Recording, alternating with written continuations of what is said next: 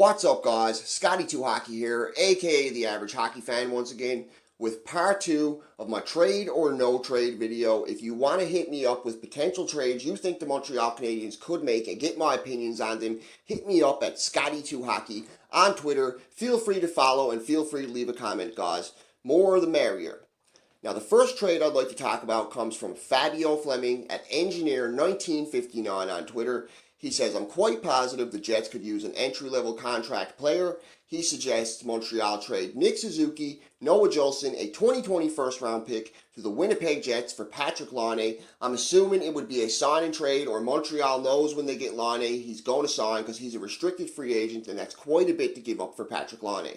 Now, as far as this trade goes, if it was anybody else involved in the trade besides Nick Suzuki or Ryan Poehling, I would say yes to this trade. If it was Josh Brooks, Noah Juulsen, a 2020 first-round pick for Patrik Laine, I would say yes to this trade. But Nick Suzuki is just too good of a prospect.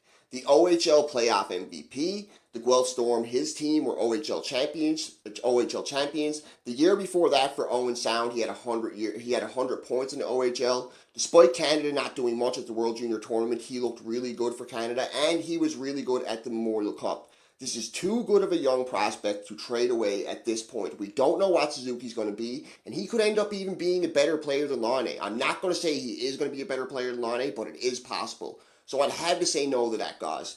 Number 2, coming from my good buddy at Talking Habs with Rick. Talking Habs on Twitter at Meathead402001. He also has a YouTube channel, Talking Habs with Rick. Check him out. Don't forget to subscribe.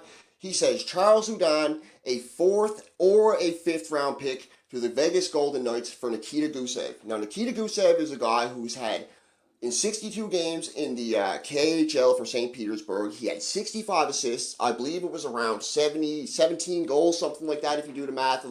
It's a little bit over maybe. And he had 82 points in those 62 games, over an assist a game. And in 2018 in the Olympics for Team Russia, he had 12 points in 6 games. He's a center, potential number 1 center in NHL. He's yet to play a game in the NHL. And Vegas does not have the cap to sign him.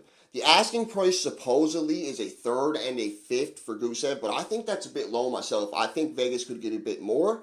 And a player like Charles Hudon, who could potentially make their team, I'm not saying he's going to, but could potentially make their team, had 30 points just 2 years ago, and a 4th or 5th round pick, I would have to say yes to this, and I think it benefits both teams, in my opinion.